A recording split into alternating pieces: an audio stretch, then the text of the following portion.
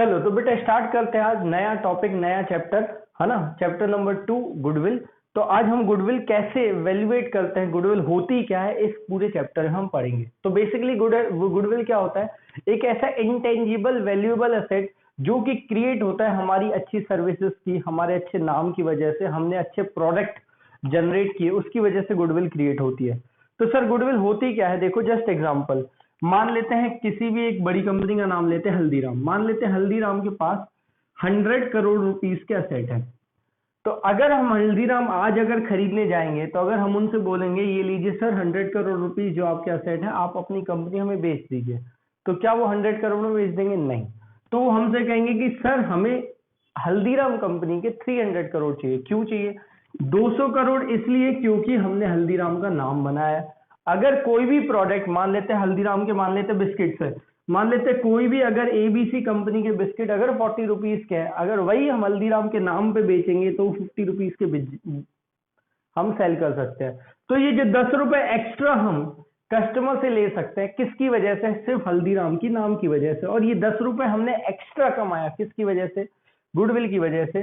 तो इसीलिए हमें गुडविल जो है एक्स्ट्रा प्रॉफिट अर्न करने में क्या करती है बेटा? हेल्प करती है। तो गुडविल होता क्या है? किसी भी ऑर्गेनाइजेशन का अच्छी सर्विस देने की वजह से, अच्छी प्रोडक्ट देने की वजह से उसका जो नाम होता है उसको हम क्या बोलते हैं बेटा? गुडविल। गुडविल इंटेंजिबल और वैल्यूएबल एसेट होता है।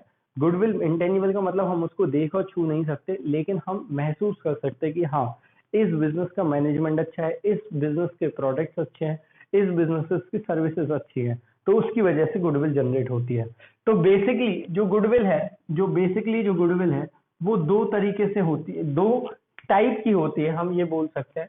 जो बेसिकली गुडविल है वो दो टाइप की होती हैं, या हम ये बोले दो। तो सबसे पहली गुडविल होती है सेल्फ जनरेटेड गुडविल, और दूसरी होती है बेटा परचेज्ड गुडविल। तो सेल्फ जनरेटेड गुडविल क्या होती है? जैसे हल्दीराम ने किसी से गुडविल खरीदी नहीं है, पैसे देके नहीं खरीदी है ना। तो उसके लिए हल्दीराम के लिए कौन सी गुडविल होगी बेटा? Self generated. लेकिन हम 100 करोड़ की कंपनी 200 करोड़ एक्स्ट्रा गुडविल के देके 300 करोड़ में खरीद रहे हैं, तो हमने ये 200 करोड़ एक्स्ट्रा गुडविल के लिए दिए ना, एक्चुअल में पैसे पे किए ना। इसीलिए हमारी, अगर हम हल्दीराम खरीदते हैं तो ये 200 करोड़ हमारी क्या होगी बेटा? कौन सी गुडविल होगी बेटा? Purchase goodwill. याद रखना, सेल्फ जनरेटेड गुडविल कभी भी बुक्स ऑफ अकाउंट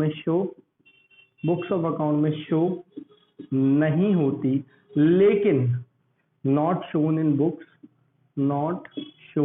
बुक्स, और ये वाली जो परचेज गुडविल है शोन इन बुक्स, मतलब ये हम बुक्स ऑफ अकाउंट में असेट साइड शो करते हैं। और जैसे असेट्स डेप्रीशिएट होते हैं, मतलब इंटेंजिबल एसेट है तो अमोर्टाइजेशन बोलेंगे, तो जैसे दूसरे एसेट डेप्रीशिएट या अमोर्टाइज होते हैं, वैसे भी गुडविल भी ईयर बाय ईयर अमोर्टाइज होगी, है ना। तो जैसे अगर परचेज गुडविल है तो हम बुक्स ऑफ अकाउंट में शो करेंगे, लेकिन परचेज गुडविल नहीं है, सेल्फ जनरेटेड गुडविल है, तो हम बुक्स ऑफ अकाउंट में शो नहीं करेंगे। अब सर पहले मुझे वैल्यूएशन करने से पहले कि गुडविल का वैल्यूएशन निकालते कैसे, मतलब ये 200 करोड़ आपने वैल्यूएशन निकाला कैसे, किस बेसिस पर निकाला, उसको करने से पहले ये बता दीजिए कि हम वैल्यूएशन करते क्यों है।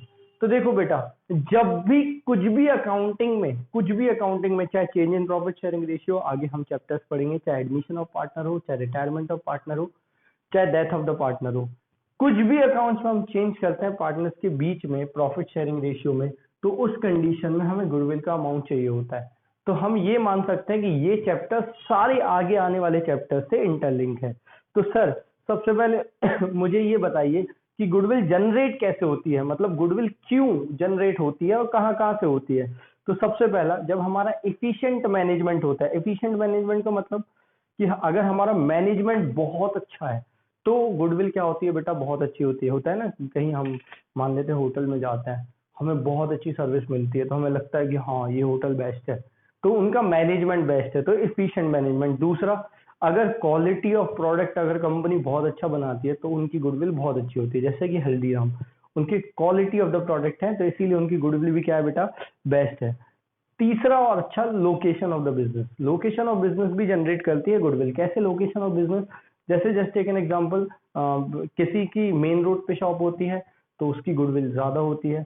किसी की मेन रोड पे शॉप नहीं होती है तो उसकी गुडविल क्या होती है बेटा, क्या होती है बेटा, कम होती है। और फिर टाइम पीरियड लॉन्ग टर्म में जो 50 साल 100 साल 200 साल, रिलायंस कितनी पुरानी कंपनी है, तो जितनी पुरानी कंपनी होगी उतनी ज्यादा क्या होगी बेटा, उतनी ज्यादा क्या होगी बेटा, गुडविल। और आता है मोनोपोली।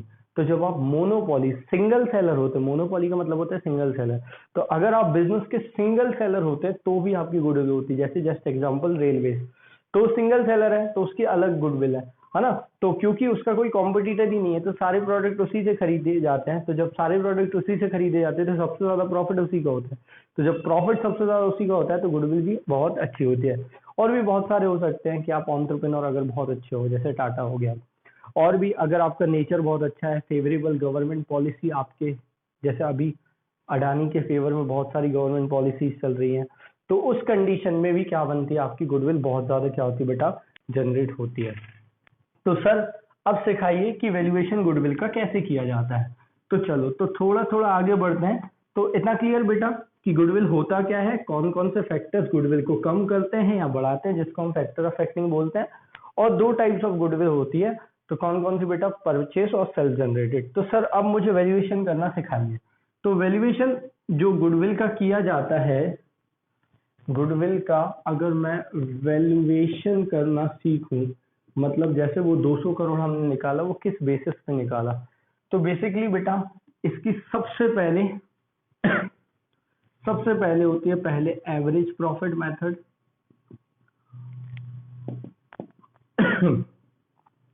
दूसरी होती है बेटा सुपर प्रॉफिट मेथड, और तीसरी होती है बेटा कैपिटलाइज्ड मेथड। तो चलो तो सबसे पहले आ जाते हैं एवरेज प्रॉफिट मेथड के अंदर भी दो मेथड है, एक सिंपल मेथड और दूसरी क्या है बेटा, weightage method. Weightage average profit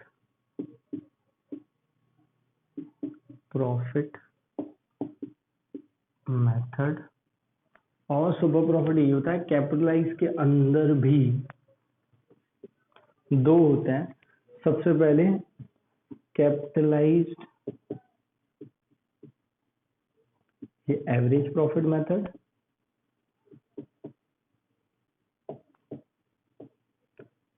और दूसरा कैपिटलाइज्ड सुपर प्रॉफिट मेथड, है ना। तो चलो तो अब हम धीरे धीरे, ये टोटल सर 5 मेथड होती है। अगर मैं बोलूं average profit method, super profit method और कैपिटलाइज मेथड।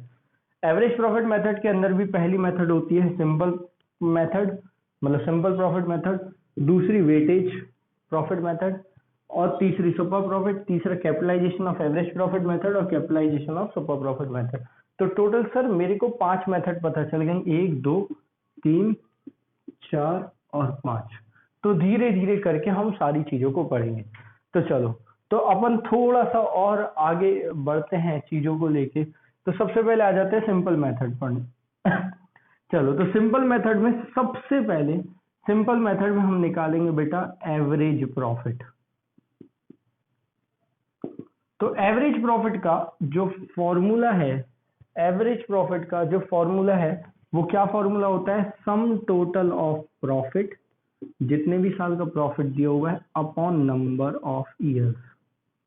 तो एवरेज प्रॉफिट का जो फॉर्मूला है वो क्या है, sum total of profit upon number of years, है ना। और तो एवरेज प्रॉफिट तो आप निकाल ही लोगे। फिर दूसरा जो है वो क्या निकलेगा बेटा, गुडविल। तो गुडविल कैसे निकालोगे, गुडविल कैसे निकालोगे बेटा, ये जो एवरेज प्रॉफिट निकाला आपने into number of year purchase. तो सर सबसे पहले क्वेश्चन आता है, सर एवरेज प्रॉफिट तो मुझे पता है कि उसने 5 साल कमाया, 500 साल का एवरेज प्रॉफिट प्लस किया और डिवाइड किया गया 5 से, तो एवरेज प्रॉफिट आ गया। लेकिन सर आपने ये नई चीज लिख दी, नंबर ऑफ ईयर परचेस, ये क्या होता है ये बताइए। देखिए क्या होता है, जैसे जस्ट टेक एन एग्जांपल, आपको पता है जोमेटो, पता है ना जोमेटो। अब जोमेटो एक कंपनी आई, जोमेटो, अगर जोमेटो का प्रॉफिट मान लेते हैं अभी तक जोमेटो कभी प्रॉफिट में नहीं है, हमेशा लॉस में चली, तो क्या आपको जोमेटो नहीं पता क्या होता है? होता है। क्या उसकी गुडविल नहीं है? क्या है, बिल्कुल है। तो इसीलिए हम इस चीज का यूज करते हैं, नंबर ऑफ ईयर परचेज। तो number of year purchase basically होता क्या है कि हर बिजनेस को स्टेबल होने में, प्रॉफिट होने में कुछ टाइम लगता है। जैसे मान लेते हैं हमारे यहाँ एक शॉप खुली, मान लेते हैं शॉप ओपन हुई, लेकिन वो बहुत ज्यादा प्रॉफिट नहीं आ रहा है, लेकिन उसको सब जानने लगे कि हाँ बहुत अच्छी शॉप है, तो क्या उसकी गुडविल नहीं है? क्या है। तो इसीलिए हर बिजनेस को एक स्टेबल होने के लिए टाइम पीरियड चाहिए होता है। उस टाइम पीरियड स्टेबल होने का, जो टाइम पीरियड को हम क्या बोलते हैं बेटा, नंबर ऑफ ईयर परचेस। ये डिपेंड करता है नेचर ऑफ द बिजनेस, है ना। तो मान लेते हैं एक छोटा सा बिजनेस है, तो हो सकता है उसका number of year purchase 1 year हो, और बहुत बड़ा बिजनेस है उसका number of year purchase 8 year 10 years हो। तो ये डिपेंड करता है, ये आपको क्वेश्चन में दिया होगा, आपको अपना दिमाग नहीं लगाना है। तो इसीलिए हम नंबर ऑफ ईयर परचेस से इंटू करते हैं, ताकि हमें जो बिजनेस को स्टेबल होने का टाइम चाहिए होता है, जिसमें बिजनेस एक्चुअल में लॉस होता है लेकिन फिर भी लोग उनको जानते हैं, तो एक्चुअल वाली गुडविल निकल पाए। क्लियर बच्चा? चलो, तो नेक्स्ट मेथड नेक्स्ट वीडियो में करेंगे, है ना। इसके कुछ क्वेश्चंस नेक्स्ट वीडियो में करेंगे, है ना। चलो, थैंक यू।